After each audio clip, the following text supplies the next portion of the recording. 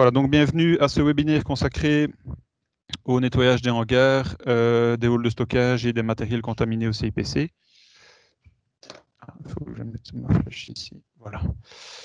Voilà, donc comme vous le savez tous, j'espère que vous le savez tous, et pour ceux qui ne le savent pas, maintenant ils sont au courant, donc l'usage du CIPC est interdit. Comment est-ce que s'est déroulée cette interdiction? Donc le départ, ça part de comités et de réunions au niveau européen. Et puis, à la fin du processus, il y a des décisions nationales par rapport comment dire, tu regardes la salle d'attente aussi? Oui, ok. Par rapport aux dates d'application plus locales. Donc en Belgique, la date d'interdiction finale, c'est le 30 juin. Donc le CIPC est officiellement interdit d'usage. En France, c'est un peu plus tard, c'est le 8 août, et aux Pays-Bas, c'est le 31 juillet. À savoir que la date ultime fixée par l'Europe était le 8 octobre.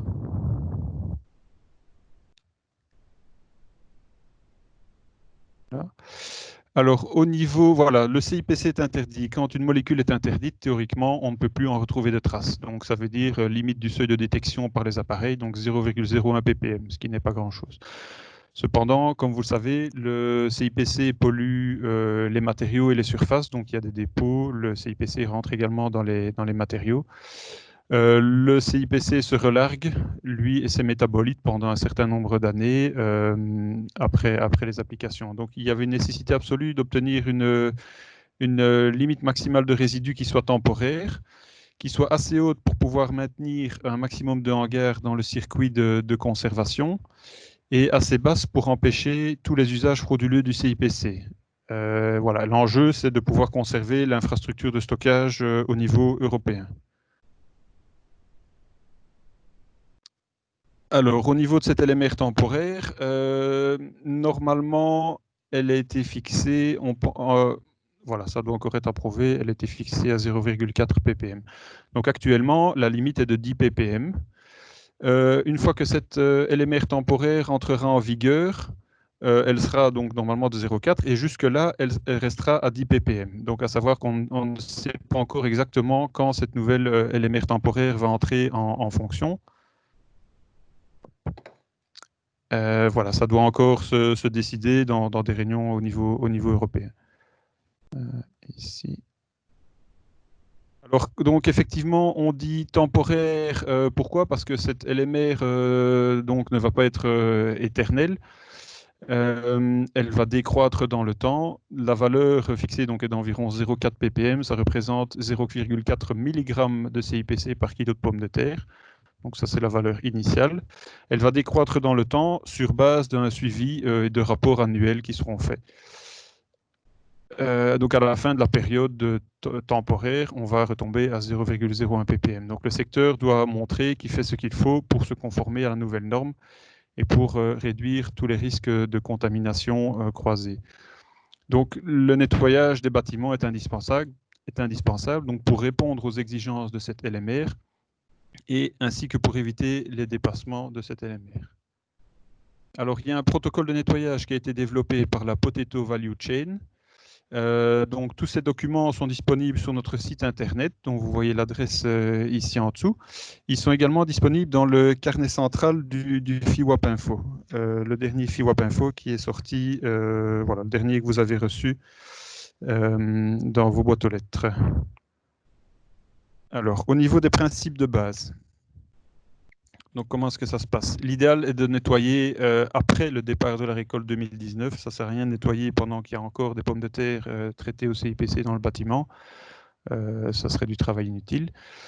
Alors, au niveau des mesures de sécurité, évidemment, on encourage à respecter les mesures de sécurité élémentaires, à savoir le port d'équipements de protection individuelle, masques, notamment pour la poussière et les particules volantes, éventuellement des gants, un casque pour les endroits où il y a des arêtes métalliques qui pourraient être blessantes.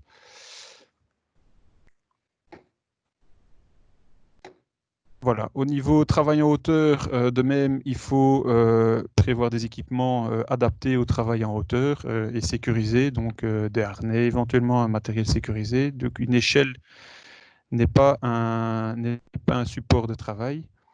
Alors sur Internet, vous pouvez, si vous tapez les mots-clés Prevent Agri, travail en hauteur, échelle, vous trouverez un document qui évoque les risques et les conseils de sécurité pour le travail en hauteur.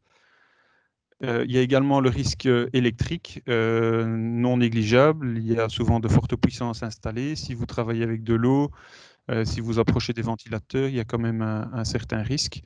Donc faites attention à ça.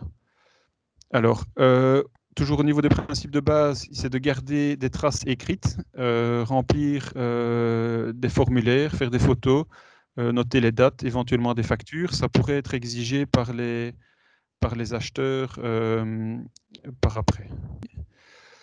Voilà. Donc ces traces, c'est par exemple un document qui se trouve également dans le FIWAP Info et dans tous les documents qui concernent le nettoyage. Il y a 2 formulaires, vous voyez l'image d'un des 2 formulaires, donc ça vous permet de noter les informations par rapport au nettoyage que vous effectuez. Alors, toujours au niveau des principes de base, donc de préférence un nettoyage à sec, brossage et aspiration, de préférence simultanée. Si le nettoyage à sec n'est pas possible, si le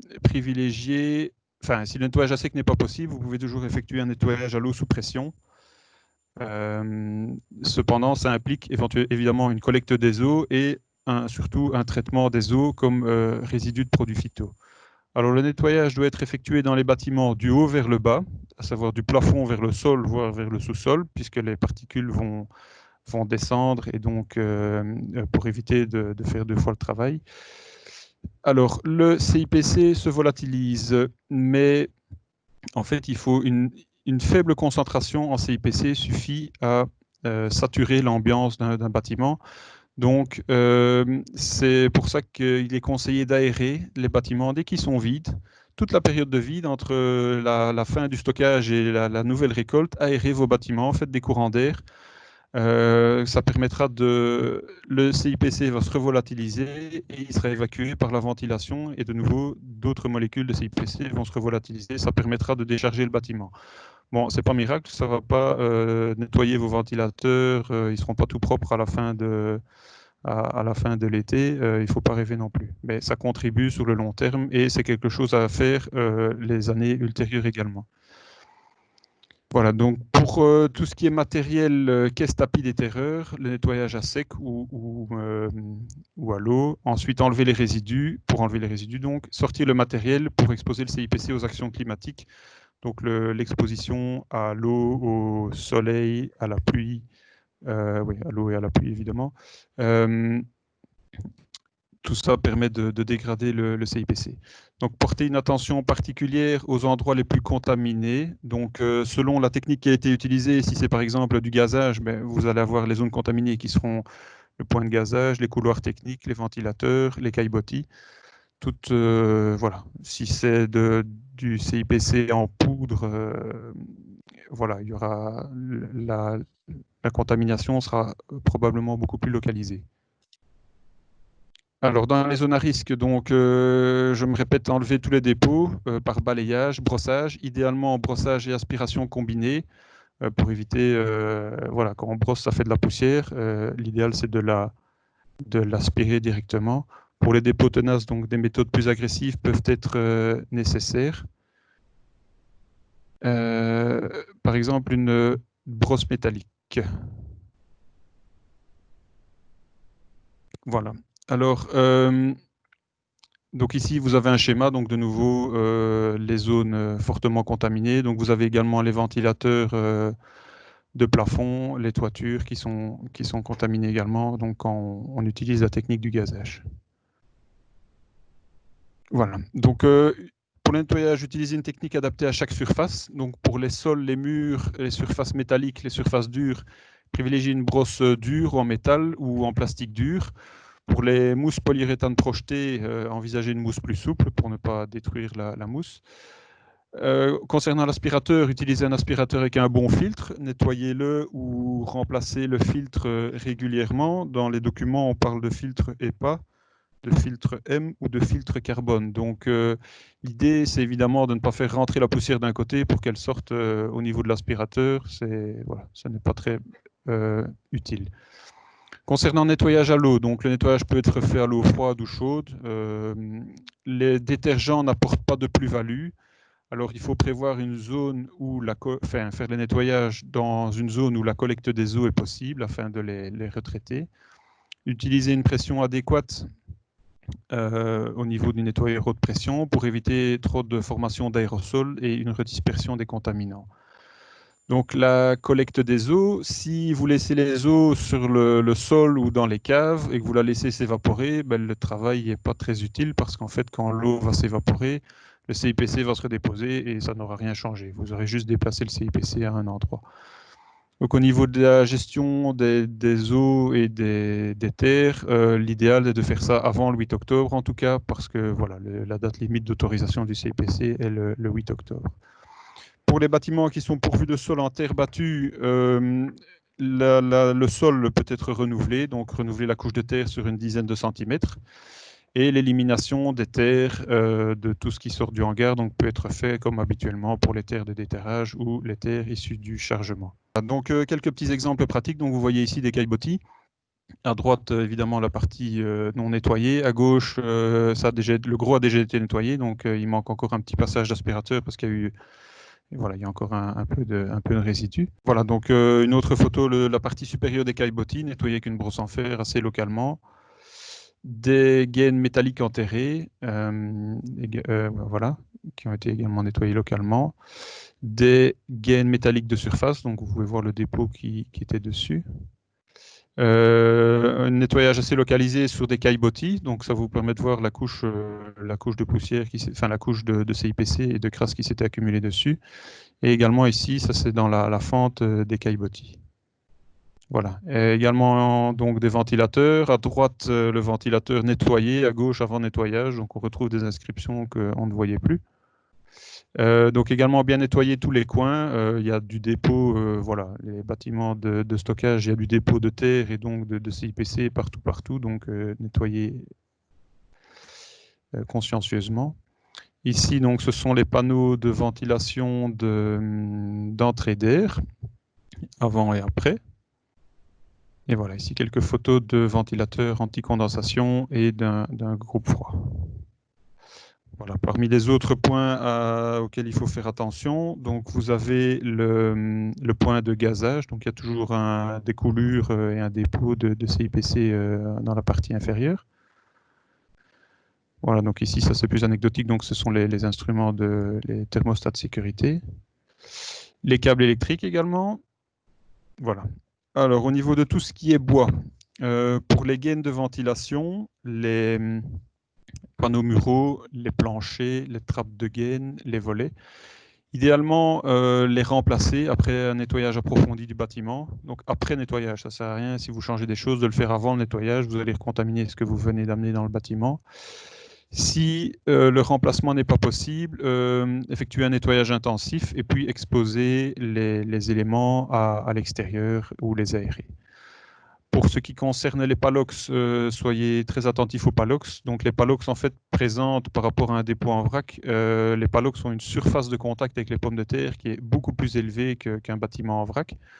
Donc faites très attention à vos palox. Donc enlevez les dépôts de terre par brossage. Vous pouvez les stocker à l'extérieur pour qu'ils soient exposés à la pluie, au vent et au soleil. Donc ça permet de dégrader le CIPC. Donc il faut savoir que le CIPC se dégrade dans l'environnement. Il était d'ailleurs utilisé, pour ceux qui ne le savaient pas, le CIPC était autorisé aussi comme herbicide pour certaines cultures. Donc le CIPC se dégrade beaucoup mieux dans un pH classique, en milieu humide, à la lumière, que sur un béton à pH 12 et dans l'obscurité et au sec. Donc voilà, c'est pour ça qu'on conseille de sortir les éléments qui sont sortables. Donc les palox peuvent être également nettoyés à l'eau sous pression ou dans un laveur de caisse. Ça a une efficacité confirmée. Voilà, donc ici c'est un petit graphe qui montre la diminution de concentration suite à l'exposition de palox à l'extérieur. Donc à gauche c'est une échelle relative, hein, ce ne sont pas des unités. Donc ça montre qu'après 4 mois à l'extérieur, les palox perdent 50% de la contamination au CIPC. Donc après 4 mois exposés à l'extérieur. Donc c'est quelque chose qui pourrait être fait les années ultérieures également. Une fois que vous... Voilà, ça permettra encore de diminuer les concentrations les années suivantes. En ce qui concerne tous les moyens de transport et de manutention, donc les bennes agricoles, bennes de camions, les trémies, les déterreurs, bandes transporteuses, les chargeurs, repreneurs de tas, remplisseurs de caisses, tout ça donc nettoyer, brosser ou nettoyer à l'eau sous pression et collecter les eaux usées pour les traiter. Apporter une attention particulière donc au trémies, au tapis et tous les points qui étaient utilisés pour l'application du CIPC poudre ou liquide. Vous voyez, voilà, quelques photos de tapis avant et après nettoyage. Voilà, on arrive tout doucement au terme de la présentation. Des choses à retenir aussi lors de la prochaine saison, ce sont des généralités, mais il faut encore faire plus attention cette année. Donc, s'assurer que l'état ait une hauteur constante pour éviter des passages d'air préférentiels. Également, attention au front de tas. Donc, il faut bien veiller à ce que le tas soit bien plat, qu'il n'y ait pas une vallée au milieu du tas où l'air passerait préférentiellement et l'air et donc les résidus de CIPC iraient se déposer sur une zone du tas localisée, ce qui, en cas de prise d'échantillon, pourrait mener à des résidus un peu trop élevés. Donc également pour le front de tas, quand vous chargez, il faut bien veiller évidemment à fermer les gaines, les trappes aux bons endroits pour ne pas que l'air arrive au pied du tas et passe par là parce que la hauteur de pomme de terre est plus faible. Au niveau des stockages en palox, donc veillez à garantir une bonne circulation d'air autour des palox, que ce soit pas voilà, qu'il y ait un bon mélange de l'air dans le bâtiment. Voilà, donc en résumé, l'utilisation du CIPC sur la récolte 2020 n'est plus autorisée. Les bâtiments et leur contenu, tout le matériel de manutention sont contaminés. Il y a un risque de contamination croisée des pommes de terre que vous allez rentrer ici à l'automne avec le CIPC qui provient des surfaces contaminées et des matériels. Donc la LMR temporaire est une solution qui permet de conserver les bâtiments et le matériel en fonction. Cependant, il faut quand même faire un nettoyage. Le nettoyage doit être fait de haut en bas, en sécurité. Il n'y a pas besoin d'avoir des accidents. Voilà, on ne veut pas avoir d'accidents suite à ce nettoyage. Et conserver bien les preuves du travail effectué. Voilà. Donc pour la partie exposée, c'est fini. Si vous avez des questions, n'hésitez pas. Non, donc dans les bandes en caoutchouc, ça je n'ai pas de données. On sait que dans le béton, ça va jusqu'à 4 cm, sachant que les premiers centimètres sont les plus contaminés. Dans le bois, c'est aussi surtout la surface qui est contaminée. Dans les bandes en caoutchouc, je n'en ai pas. Je regarde, c'est quoi? Le matériau est compliqué à nettoyer. Mais au niveau des bandes en caoutchouc, le matériau est... Bon, le béton est compliqué à nettoyer aussi, hein. Cependant, les bandes en caoutchouc, ben, c'est du matériel qui se renouvelle. Et normalement, vous ne stockez pas vos pommes de terre sur les bandes en caoutchouc. Voilà, donc ça ne sera pas... Ça doit être nettoyé, mais ça ne sera pas le lieu où les pommes de terre vont a priori se contaminer le plus. Vous pouvez toujours les nettoyer à l'eau sous pression. Ça leur redonne quand même un aspect neuf, mais ce n'est pas forcément le matériau le plus difficile à nettoyer non plus. Voilà, en béton, donc je disais combien de centimètres? Ben, voilà, il faut nettoyer le béton. La contamination, c'est dans les premiers centimètres que c'est la plus importante. Je pense le premier centimètre que se trouve la majorité de la contamination. Maintenant, on n'a pas dit qu'il fallait décaper le béton à la rogneuse ou voilà, ça c'est un peu extrême comme solution. Le nettoyage du plafond est-il indispensable dans le cas d'une utilisation du CIPC liquide? Je ne vais pas vous dire que c'est pas indispensable. Regardez le bâtiment, enfin allez voir le plafond. Donc le CIPC aurait pu se mettre dans la terre, dans les poussières aussi. Donc je pense que c'est de toute façon pas inutile de nettoyer le plafond. Parce que le CIPC se revolatilise, il peut aller se redéposer à d'autres endroits. Donc allez voir s'il y a du dépôt sur le plafond, si vous voyez que c'est sale, nettoyez-le toujours. S'il y a de la terre, s'il y a de les poussières, il y a probablement du CIPC dedans. Alors, quelles sont les valeurs de contamination en première année de non-utilisation et après nettoyage? Des mesures ont-elles déjà été réalisées? Donc, je ne sais pas vous dire exactement quelles valeurs parce que ça dépend vraiment d'un bâtiment à l'autre. à savoir que les techniques de gazage, enfin les techniques de diffusion du CIPC sont variables d'un bâtiment à l'autre. L'historique est tout à fait différent. Donc c'est certain en tout cas que le nettoyage réduit la contamination, mais je ne peux pas vous donner de mesures parce que voilà, comme ça je n'en ai pas. Donc je vous ai montré sur les caisses quand elles sont placées dehors après 4 mois, ça diminue de 50%. Maintenant pour le reste, on ne s'est pas donné de généralité parce que les pratiques sont trop différentes. Dans quel délai peut-on espérer l'application de la LMR temporaire? Ben, ça, c'est une très bonne question. Vous savez comme moi, donc ce sont des processus qui dépendent d'administration, de commission, de vote et des choses comme ça. Donc, ce sera courant 2021, mais je ne pourrais pas vous dire quand exactement. Des adresses de spécialistes du nettoyage, ben, on n'en a pas spécialement. Maintenant, des gens qui sont, par exemple, qui nettoient des poulaillers. Il y a tout un réseau de gens qui nettoient des poulaillers. Maintenant, il faut savoir que ce sont des gens qui sont en général, qui ont des agendas, je pense, assez prévus d'avance parce que voilà, les poulaillers, porcheries, j'imagine aussi, ça se nettoie. Enfin, ce sont des lots qui ont des durées assez déterminées. Et donc, il y a comment dire, ils sont dans des cycles assez remplis. Donc, vous pouvez contacter des gens comme ça. Je n'ai pas d'adresse particulière à vous donner. Il y a différentes. Voilà, je n'ai pas d'adresse. Mais dans ce secteur-là, vous pouvez trouver. Maintenant, je ne sais pas s'ils seront disponibles. Sinon, il y a toujours la possibilité de louer du matériel.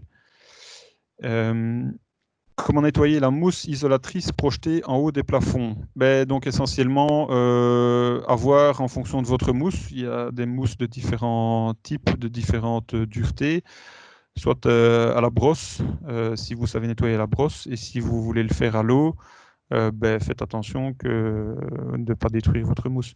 Alors, CIPC liquide ou poudre, lequel est le plus problématique en termes de résidus? Ça, c'est une très bonne question à laquelle je ne sais pas répondre. J'aurais tendance à dire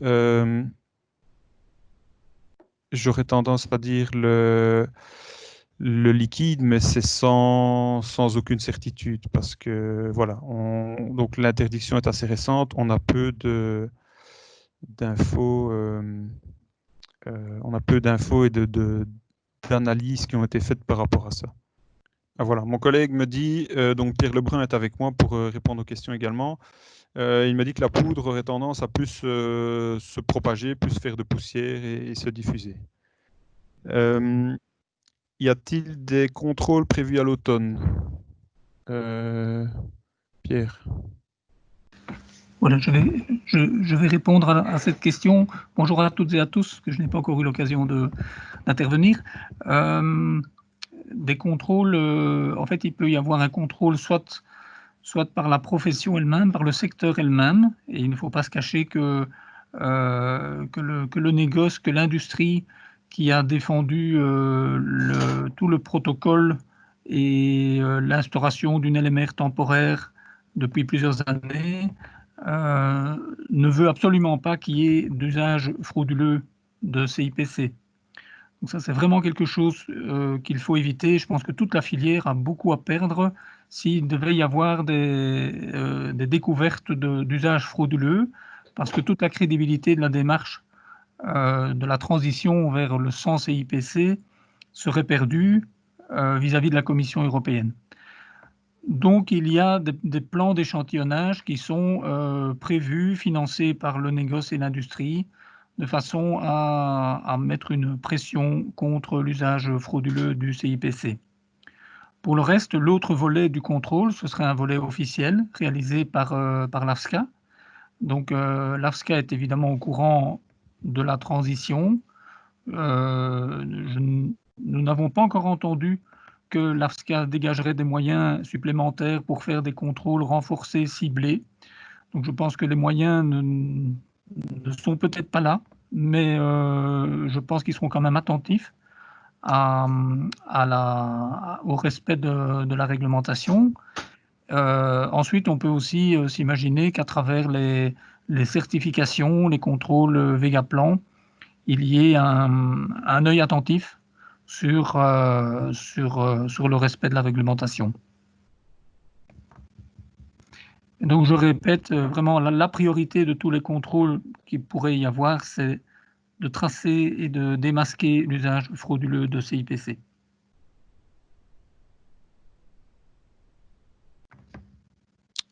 Voilà, donc question suivante. Quels sont les labos qui peuvent analyser les résidus? Alors, il y a un labo du côté de... J'ai oublié les noms. Là, j'ai oublié les noms. Donc, nous, ce qu'on avait demandé, c'était un labo s'il savait voir pour éventuellement mettre un test au point pour détecter la concentration en CIPC sur les murs. Donc, frotter les murs avec les murs nettoyés avec une lingette pour révéler la quantité de CIPC qui serait présente dans le mur. Maintenant, voilà, ça c'était un labo, je pense, Primoris à Gand. Nous n'avons jamais fait ces tests ni ces analyses. Donc, ce qu'il faut savoir, c'est que c'est surtout la concentration en CIPC sur les pommes de terre qui va être importante. Donc, vous allez avoir, c'est pour moi ça qui est le plus important à mesurer. Donc, c'est après le nettoyage, la première saison, éventuellement, s'il n'y a pas de contrôle qui sont faits, ce serait peut-être d'analyser les pommes de terre. Mais donc, des analyses seront faites et des prélèvements seront faits dans différents bâtiments pour évaluer un peu la situation. Donc des pommes de terre peuvent être prélevées, il faut être très méticuleux pour faire le prélèvement et elles peuvent être analysées pour faire la concentration. Donc voilà, ça c'est une chose. Quid des pommes de terre si le seuil est dépassé? Théoriquement c'est poubelle, mais voilà. Donc ici, normalement, la majeure partie des bâtiments ne sera pas, si elle est nettoyée correctement et en tenant compte de la LMR temporaire, ne sera pas, les pommes de terre ne devraient pas dépasser. C'est pour ça que la LMR temporaire a été définie à ce seuil-là. C'est sur la base d'analyse de bâtiments et d'analyse de bâtiments existants. Voilà. Maintenant, oui, Pierre va vous donner un complément. Alors, il faut se rendre compte qu'on est dans le cadre de la réglementation phytosanitaire qui est extrêmement sensible pour les autorités publiques, pour le grand public, même à outrance. Et donc, il ne faut pas s'attendre à de la souplesse quelconque. Quand une LMR est dépassée, quelle que soit la molécule, selon le produit qu'on a en face de soi, mais en général, il ne peut pas, ou c'est même pas en général, il ne peut pas tout simplement rejoindre la chaîne alimentaire. Donc il n'est pas question de penser à pouvoir diluer en mélangeant de l'eau et des choses pareilles. Tout ça est un jeu dangereux. Alors, probablement que la LMR temporaire, telle qu'elle est définie pour le moment et qu'elle sera sans doute approuvée, va réduire le nombre de problèmes très fortement. Il ne faut quand même pas exclure qu'il y ait quelques cas problématiques. Alors, il n'y a pas de solution pour le moment pour ces lots-là. Je voulais juste compléter qu'un dépassement d'une LMR, c'est le résultat d'une analyse qui doit être officielle, qui doit être faite par un laboratoire agréé et qui doit être faite avec un protocole qui a été reconnu. Donc, le protocole d'analyse lui-même et le protocole d'échantillonnage aussi. Et sur ce point-là, il y a des choses qui doivent encore se discuter. Comment prélever correctement un hangar de façon à ce qu'il soit ou un lot de façon à ce qu'il soit représentatif de l'ensemble du hangar ou de l'ensemble du lot. Et ça, c'est quelque chose qui doit encore se discuter, notamment au sein de belpotato.be.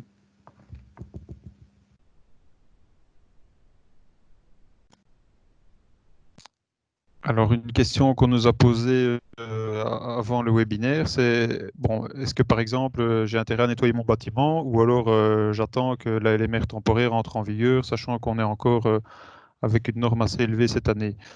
Donc, le bâtiment devra de toute façon être nettoyé. Il n'y a pas de secret, donc autant le faire maintenant. Ça permettra déjà de diminuer la concentration initiale de CIPC dans le bâtiment et ensuite, avec le temps, voilà, le CIPC va continuer à se décharger du bâtiment. Ça vous nettoyez maintenant, ça vous permettra de partir sur une bonne base. Ensuite, la contamination va diminuer d'elle-même progressivement au cours des années.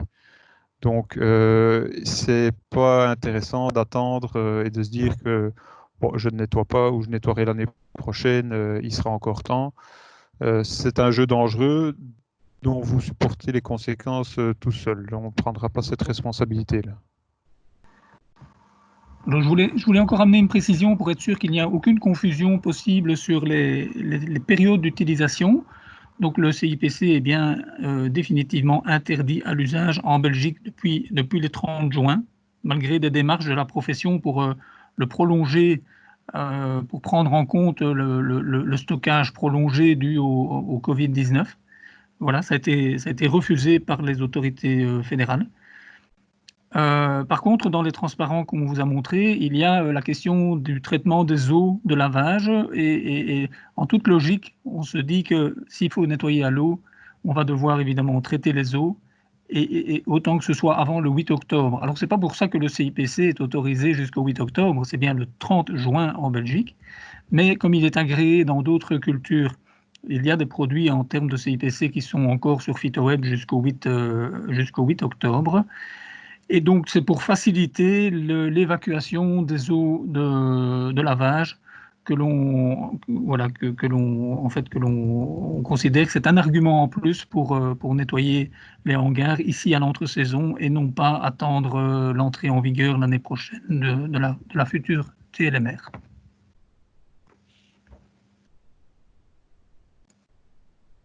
Alors, une autre question. Avons-nous un moyen de savoir si on a bien nettoyé avant de stocker à nouveau? Malheureusement, le moyen de savoir, c'est que ça soit propre visuellement. Vous avez vu des images, bon, les panneaux de ventilation, voilà, vous voyez qu'ils sont bien nettoyés. Maintenant, vous ne savez pas aller chercher le CIPC 1 cm dans le béton. Donc voilà. Ça doit être propre visuellement. Est-ce qu'il y a des moyens pour traiter les eaux usées? Ben, les moyens pour traiter les eaux usées, ce sont les moyens pour traiter les résidus phyto. Donc, ça peut être considéré comme un résidu phyto. Il y a différents moyens pour traiter les résidus phyto, donc que ce soit un système par évaporation, des biofiltres.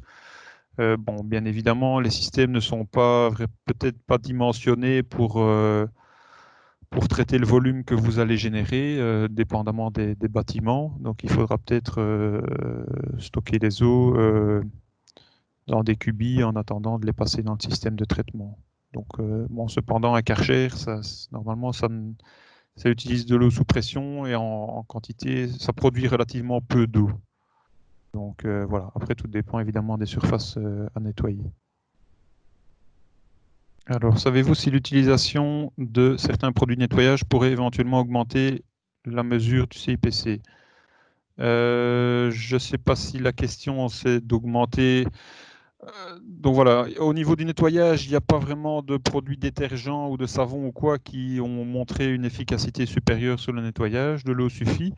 Alors si c'est, alors l'autre point de vue, c'est par rapport aux nouveaux produits de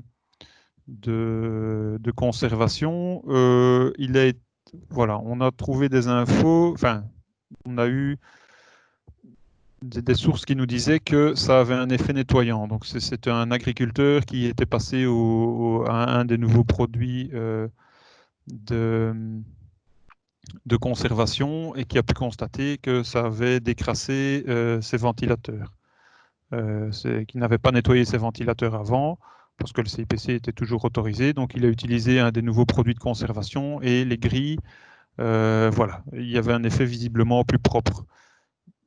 Donc ça pourrait avoir éliminé le CIPC, du coup il aurait pu se retrouver dans les pommes de terre. Donc ça pourrait augmenter la mesure du CIPC. Maintenant, dans la mesure où les bâtiments sont nettoyés et que vous utilisez ces produits, voilà, normalement ça ne devrait pas décrocher d'autres plaques de CIPC, si je peux dire comme ça.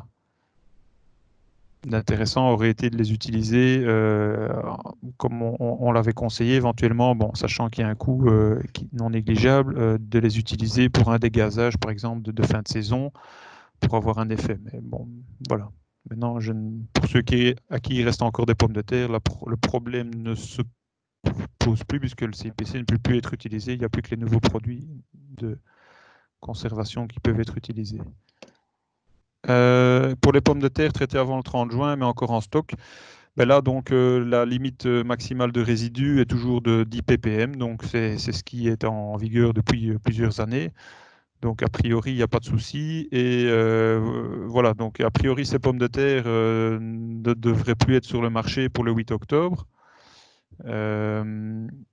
Donc voilà, celles qui sont encore en stock maintenant seront parties pour le 8 octobre et le CIPC est toujours autorisé à 10 ppm jusque cette période-là. Donc ça, ce n'est pas problématique. Mais on ne peut plus appliquer de CIPC dessus maintenant. Voilà. Avant de laisser Thomas conclure, s'il n'y a plus de questions, je voulais vraiment vous encourager à faire le nécessaire de nettoyage dès maintenant, cette saison-ci, pour les différentes raisons qu'on a déjà évoquées.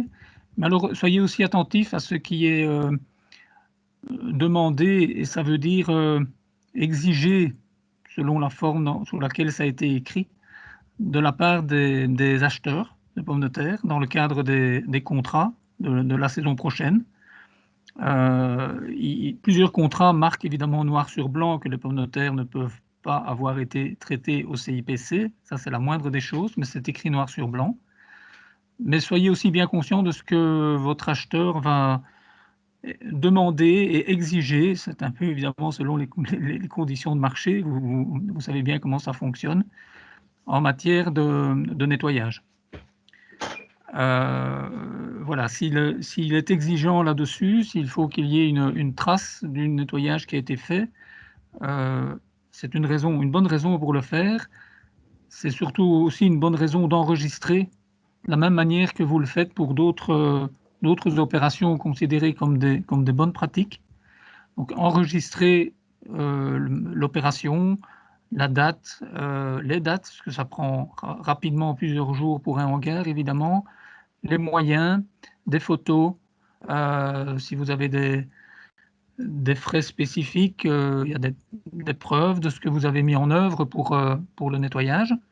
Voilà, tout ça doit évidemment vous servir à être bien confiant par rapport à votre acheteur et à ce qu'il demande. Donc il demande soit noir sur blanc, et là évidemment il n'y a pas photo, soit qu'il vous demanderait par une pression, voilà, simplement de vous pousser à le faire, et on sait que selon les conditions de marché, ce qu'un acheteur évoque est évidemment plus ou moins contraignant. Donc je vous invite vraiment à mettre tout en œuvre pour faire le nettoyage dès maintenant. Il n'y a vraiment pas de raison d'attendre l'intersaison prochaine. Que faire avec les palox? Ben, les nettoyer. Donc les palox, les nettoyer, donc enlever tous les résidus, éventuellement les passer, les nettoyer à l'eau sous pression. Enfin, je vous conseille même fort de nettoyer à l'eau sous pression ou dans une laveuse de caisse en fonction de ce que vous avez comme matériel. Ou si vous faites venir une laveuse de caisse par exemple, et puis les mettre dehors. Je ne vais pas dire les étaler le plus possible parce que ça dépend de la surface disponible. Mais donc comme j'expliquais, donc le CIPC est dégradé par la lumière dans un milieu plus humide. Je n'ai pas dit qu'il fallait noyer vos palox dans le canal non plus. Donc dans un milieu humide, à la lumière et à l'air, donc ça a pour effet à la fois de volatiliser le CIPC et de favoriser sa décomposition. Donc vos palox, mettez-les dehors et nettoyez-les. C'est la principale chose qu'on peut dire. Et bon, au fur et à mesure des années, je veux dire, l'année prochaine, il y aura sans doute encore des analyses qui se feront. On pourra avoir une mesure éventuellement de taux de contamination des pommes de terre dans les palox. Et de là, on pourra voir si vraiment il y a nécessité de jeter des palox qui seraient les plus vieux ou pas. Mais pour le moment, il n'y a pas de nécessité de telles extrémités. Donc surtout nettoyez-les à l'eau et mettez-les dehors. Voilà. Avez-vous une idée de la vitesse à laquelle se dégrade d'année en année le CIPC dans le bâtiment? Non.